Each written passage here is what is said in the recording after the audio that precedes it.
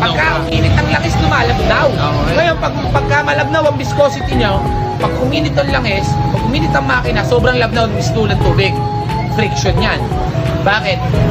Sa sobrang labnaw na ang langis, hindi siya lahat totally kumakapit sa bakal. Hinihiwalay siya sa bakal. Kaya 20W nilabas namin viscosity is pasok na pasok sa tropical count